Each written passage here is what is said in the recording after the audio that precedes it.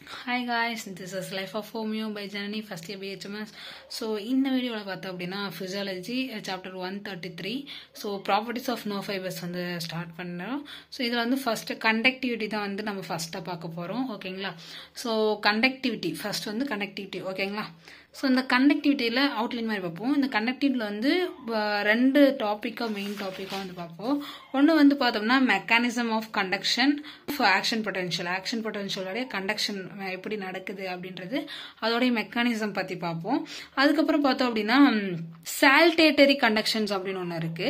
சால்டேட்டரி conduction nothing but இப்போ myelinated nerve ஃபைபர்ஸில் எப்படி வந்து கண்டக்ஷன் நடக்குது அப்படின்றத வந்து சால்டேட்டரி கண்டக்ஷன் அப்படின்னு சொல்லுவாங்க.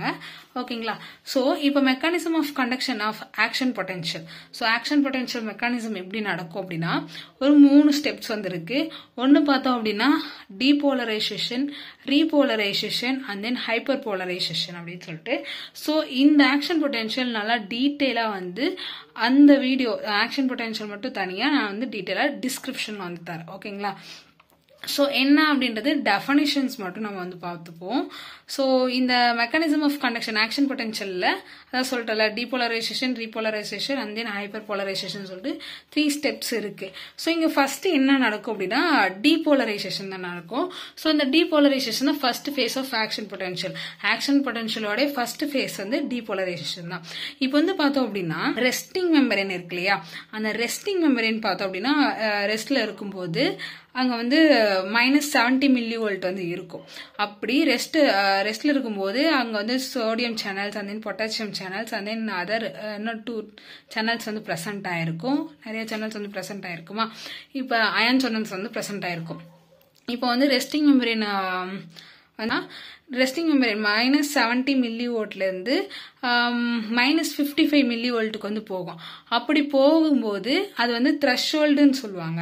ஸோ அந்த த்ரெஷ்ஹோல்டு நடக்கும்போது அங்கே சோடியம் சேனல் வந்து ஃபர்ஸ்ட் இருக்கும் அந்த செல் மெம்பரேன்ல. அந்த சோடியம் சேனல் வந்து ரெஸ்ட்ல இருந்து ஓப்பன் ஆகும். ஓகேங்களா? அப்படி ஓப்பன் ஆகும்போது சோடியம் அவுட் சைட் மெம்பரேன்ல இருக்கக்கூடிய சோடியம் அயான்ஸ்ல பார்த்தோம் அப்படின்னா உள்ள வர ஆரம்பிக்கும், உள்ள வந்துகிட்டே இருக்குமா. ஸோ அப்படி சோடியம் அயான்ஸ் உள்ள வர அங்கதான் வந்து டீபோலரைசேஷன் ஸ்டார்ட் ஆகும். அப்படியே போய்கிட்டே இருக்கும், டீபோலரைசேஷன் நடந்துகிட்டே இருக்கும். அப்படி நடந்துட்டே இருக்கும்போது மேக்சிமம் டீபோலரைசேஷன் எப்போ அப்படின்னா +30 மில்லிவோல்ட் போற வரைக்கும் அந்த சோடியம் சேனல்ஸ் வந்து சோடியம் அயான்ஸ் வந்துகிட்டே இருக்கும். மேக்சிமம் அடைஞ்ச உடனே சோடியம் சேனல் இருக்கு இல்லையா, அது வந்து க்ளோஸ் ஆயிரும். ஸோ அது க்ளோஸ் ஆனதும் பார்த்தோம் அப்படின்னா ரீபோலரைசேஷன், அதுக்கு அடுத்த ஸ்டெப் பார்த்தோம்னா ரீபோலரைசேஷன் வந்து ஸ்டார்ட் ஆகும். அப்ப அந்த டீபோலரைசேஷன் என்ன அப்படின்னா ஒன்னு நல்லா தெரிஞ்சுக்கோங்க. வந்து த்ரெஷ்ஹோல்டு வந்து ரீச் ஆயிருச்சு அப்படின்னா அந்த செல் மெம்பரேன் பொட்டன்ஷியல் பார்த்தோம்னா பாசிட்டிவ் அயான்ஸ் தான் வந்து அதிகமா இருக்கும் டீபோலரைசேஷன்ல. அதே இன்னர் மெம்பரேன் பார்த்தோம்னா லெஸ் நெகட்டிவ் அயான்ஸ் வந்து பிரசன்ட் ஆயிருக்கும். அதுக்கப்புறம் பார்த்தோம் அப்படின்னா இந்த டீபோலரைசேஷன் அப்போ பார்த்தோம் அப்படின்னா மெம்பரேனோட பொட்டன்ஷியல் வந்து இன்க்ரீசஸ் ஆகிட்டே இருக்கும். ஓகேங்களா? அப்படி இன்க்ரீசஸ் ஆகிட்டே இருக்கும். அதேன்னு பார்த்தோம்னா அதுதான் வந்து action potential first stage. Okay, அதுக்கப்புறம் அந்த இடத்துல டீபோலரைசேஷன் நடக்கும்போது சோடியம் சேனல்ஸ் ஓப்பன்ல இருக்கும். ஓப்பன்ல இருந்தா மட்டும்தான் சோடியம் அயன்ஸ் வந்து உள்ள வரும். ஓகேங்களா? பார்த்தோம்னா ரீபோலரைசேஷன் ஸ்டார்ட் ஆகும். ரீபோலரைசேஷன் ஸ்டார்ட் ஆகும்போது இந்த சோடியம் சேனல் வந்து க்ளோஸ் ஆயிட்டு பொட்டாசியம் சேனல் பக்கத்துல இருக்கும். மெம்பரேன்ல பொட்டாசியம் சேனல் பக்கத்துல இருக்குமா, அது வந்து ஓப்பன் ஆயிரும். அது க்ளோஸ்ல இருக்கும். அந்த டைம்ல டீபோலரைசேஷன் அப்போ க்ளோஸ்ல இருக்கும். இப்ப ரீபோலரைசேஷன் அப்போ தான் பொட்டாசியம் சேனல் வந்து ஓப்பன் ஆகும், சோடியம் சேனல் வந்து க்ளோஸ் ஆயிரும். அப்ப இது ஓப்பன் ஆகும்போது அதுல இருக்கக்கூடிய அவுட் சைட்ல இருக்கக்கூடிய பொட்டாசியம் அயன்ஸ்லாம் வந்து கொஞ்சம் கொஞ்சமா உள்ள வரும். அப்படி உள்ள வரும்போது என்ன ஆகும் அப்படின்னா அங்க வந்து மெம்பரேனோட பொட்டன்ஷியல் வந்து டிக்ரீஸ் ஆகிட்டே இருக்கும். எல்லாம் கொஞ்சம் கொஞ்சமா பொட்டாசியம் அயன்ஸ் உள்ள வர இன்னும் -70 மில்லிவோல்ட் தான் வரைக்கும் வந்துருச்சு அப்படின்னா அது வந்து ரீபோலரைசேஷன். இன்னும் அந்த பொட்டாசியம் அயன்ஸ் வந்துகிட்டே இருக்கு அப்படின்னா தேர்ட் ஹைப்பர் போலரைசேஷன் நடக்குது. அந்த ஹைப்பர் போலரைசேஷன் பார்த்தோம் அப்படின்னா -90 மில்லிவோல்ட் வரைக்குமே போகும். ஓகேங்களா?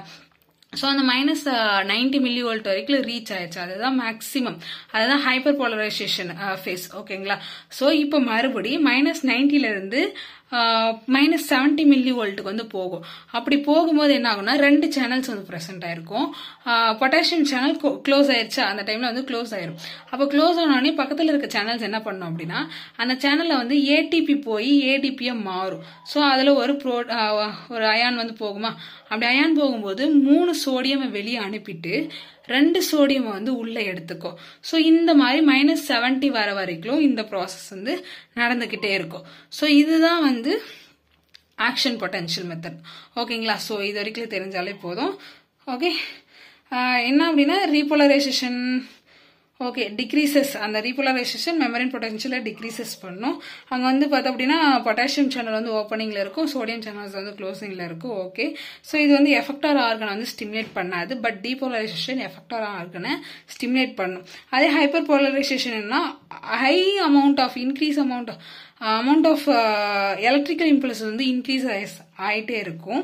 அண்ட் தென் ரெஸ்டிங் மெம்பரேன் பார்த்தோம்னா மோர் நெகட்டிவா இருக்கும் இந்த ஹைப்பர் போலரைசேஷன். அப்போ அண்ட் தென் பார்த்தோம்னா இன்னர் பார்த்தோம்னா மோர் நெகட்டிவ் அயான்ஸ் வந்து ப்ரெசென்ட் ஆயிருக்கும். செல் மெம்பரேனோட இன்சைட்ல நிறைய இருக்கும். ஓகேங்களா? அவுட்டர்ல பார்த்தோம்னா மோர் பாசிட்டிவ் அயான்ஸ் வந்து இருக்கும். எப்போ ஹைப்பர் போலரைசேஷன் அப்போதான். ஓகேங்களா? ஸோ இந்த ஹைப்பர் போலரைசேஷன் அப்போ மெம்பரேன் பொட்டன்ஷியல் ரொம்ப இன்க்ரீசஸ் ஆகும். இது வந்து ஆக்ஷன் பொட்டன்ஷியலை ப்ரிவென்ட் பண்ணும். இந்த ஹைப்பர் போலரைசேஷன் அப்போ பார்த்தோம்னா சோடியம் சேனல்ஸ் வந்து க்ளோஸாக இருக்கும், அண்ட் தென் பார்த்தோம்னா பொட்டாசியம் சேனல்ஸ் வந்து ஓப்பனாக இருக்கும். ஓகேங்களா? ஓகே, இதுதான் வந்து ஆக்ஷன் பொட்டன்ஷியல். அதுக்கடுத்து பார்த்தோம்னா சால்டேட்டரி கண்டக்ஷன்ஸ் அப்படின்னு ஒன்று சொன்னேன். ஸோ சால்டேட்டரி கண்டக்ஷன்ஸ் நத்திங் பட் அதாவது மைலினேட்டட் நர்வ் ஃபைபர்ஸ்ல எப்படி வந்து இம்பல்ஸ் வந்து கண்டக்ட் பண்ணுது அப்படின்றது தான் வந்து சால்டேட்டரி கண்டக்ஷன். சால்டேட்டரி அப்படின்னா சால்டர் அப்படின்னா ஜம்ப் பண்றதுன்னு அர்த்தம். ஸோ இங்க என்ன நடக்கும் அப்படின்னா மைலின் லேயர் இருக்கு இல்லையா, அந்த மைலின் லேயர் என்ன பண்ணும் அப்படின்னா movement of sodium and potassium ions through the action membrane. So myelin layer வந்து சோடியமும் பொட்டாசியமும் மூவ் ஆகிறத ப்ரிவென்ட் பண்ணி வச்சுக்கும் ஆக்ஷன் மெம்பரேன்ல இருக்கிறத. ஓகேங்களா? ஸோ அப்போ வந்து என்ன ஆகும் அப்படின்னா இது ப்ரிவென்ட் பண்ணி வச்சுச்சா, அப்போ impulse jumps from the one node to another node. So அந்த ஆக்ஷன் மெம்பர்ல ஒரு நோட்ல இருந்து இன்னொரு நோடுக்கு வந்து அயான்ஸ்லாம் வந்து ஜம்ப் பண்ண ஆரம்பிக்கும். அப்படி ஜம்ப் பண்ற இந்த ப்ராசஸ்க்கு பேர் தான் வந்து சால்டேட்டரி கண்டக்ஷன் அப்படின்னு சொல்றாங்க. ஸோ இதுல பார்த்தோம்னா சிக்னிஃபிகன்ஸ் அண்ட் தென் இதோட மெக்கானிசம் சொல்லிருப்பாங்க. இதுல சிக்னிஃபிகன்ஸ் என்ன அப்படின்னு பார்த்தோம் அப்படின்னா responsible for faster conduction of impulse. So இந்த இது எதுக்காக ரெஸ்பான்சிபிளா இருக்கு அப்படின்னா ஃபாஸ்டர் கண்டக்ஷன் வந்து நடக்கும். இம்ப்ளஸ்ல வந்து ஈஸியா ஃபாஸ்டா வந்து கனெக்ட் பண்ணிட்டு போயும். ஃபிராக்ஷன் ஆஃப் செகண்ட்ஸ்ல வந்து அந்த நடக்குது அப்படின்னா அது வந்து இந்த மைலினேட்டட் நர்வ் ஃபைபர்ஸ்னால தான். ஓகேங்களா? இதோட சிக்னிஃபிகேஷன். அண்ட் தென் பார்த்தோம்னா conduction of impulse myelinated nerve fiber is about 50 times faster than non-myelinated nerve fiber. அப்ப நல்லா புரிஞ்சுக்கோங்க, myelinated nerve fiber வந்து 50 times faster than non-myelinated nerve fibers. அப்ப எவ்வளோ ஃபாஸ்டா வந்து impulses வந்து கொண்டு போகும். பிகாஸ் ஏன் அப்படின்னா action potentials jump from, because அதுக்கு ரீசன் பார்த்தோம்னா அந்த ஆக்ஷன் பொட்டன்ஷியல் வந்து ஒரு நோட்ல இருந்து இன்னொரு நோடுக்கு வந்து அந்த இம்ப்ளஸஸ் வந்து நோட் ஆஃப் ரானிவர்ஸ்ல ஜம்ப் பண்ணுது, அதுதான் ரீசன். ஓகேங்களா? ஓகே, இதோட மெக்கானிசம் எப்படி நடக்குது அப்படின்னா myelin sheath not permeable to ions. So ions வந்து அதுல போக முடியாது அந்த மைலின் ஷீட்ஸ்ல, அதனால ப்ரிவென்ட் பண்ணி வச்சுக்கும்.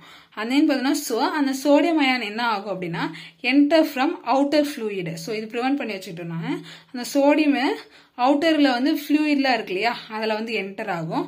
அப்படி என்டர் ஆயிட்டு இந்த நர்வ் ஃபைபர் வந்து அங்க இருக்கும். அப்போ ஒன்லி நோட் ஆஃப் ரானிவர்ஸ் இருக்கு இல்லையா, அந்த மைலின் ஷீத்துல ரோட் ஆஃப் ரானிவர்ஸ் வந்து பிரசன்டா இருக்கும், அந்த மைலின் ஷீத்துல ஆப்சண்டா இருக்கும். ஓகே, இடத்துல நோட்ஸ் வந்து இருக்காது இல்லையா, அதனால இப்போ நர்வ் ஃபைபர்ஸ் அந்த மைலின் ஷீட்ஸ் வந்து இந்த மாதிரி ஜம்ப் மாதிரி போகும். அந்த மைலின் ஷீட்ஸ் இருந்துச்சு அப்படின்னா ஒவ்வொரு இடத்துல. ஸோ அதனால பார்த்தோம் அப்படின்னா டீபோலரைசேஷன் நோட் பார்த்தோம் அப்படின்னா இன்டர் நோட்ல வந்து டீபோலரைசேஷன் நடக்காது. அப்போ action potential jumps one node to another node. So இதுதான் வந்து இதோடைய mechanism. That's it, saltatory conductions. ஓகேங்களா? Okay, so this is life of homeo by Janani, first year BHMS. Tata, by.